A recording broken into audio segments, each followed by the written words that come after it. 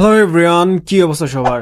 তো আপনারা অনেকেই জানতে চান যে হামরাজ চৌধুরী কি আমাদের DLS-26 গেমটাতে আছে কিনা এবং থাকলেও তার রেটিং কত। তো বন্ধুরা, আপনাদের এই প্রশ্নের উত্তরটা আজকে আমি দেবো। তো বন্ধুরা, আমাদের চ্যানেলে নতুন হয়ে থাকে চ্যানেলটা সাবস্ক্রাইব করে দিন। তো বন্ধুরা, হামজা চৌধুরী কি গেমে আছে কিনা তা বোঝার জন্য আপনারা প্রথমে প্লে স্টোরে চলে যাবেন এবং প্লে স্টোরে গিয়ে ডিএলএস গেমটা লিখে সার্চ করবেন। তো বন্ধুরা, একটু নিচে গেলে আপনারা দেখতে পাবেন এখানে কয়েকটা পিকচার দেওয়া আছে। তো এই পিকচারের মধ্যে বন্ধুরা এই পিকচারটা খেয়াল করেন। তো বন্ধুরা, এই পিকচারের মধ্যে দেখেন ওই যে হেরিকেনের পাশে আর হেরিকেনের নিচে আর হচ্ছে আশরাফ হাকিমের সাথে কিন্তু হামজা চৌধুরী কার্ডটা দেওয়া আছে। তো বন্ধুরা, এই থেকে কিন্তু নিশ্চিত হওয়া যায় বন্ধুরা হামজা চৌধুরী DLS-26 গেমটাতে এখনও আছে এবং সে কিন্তু একজন কমন প্লেয়ার হয়ে আছে। মানে তার রেটিং কিন্তু আর বাড়েনি।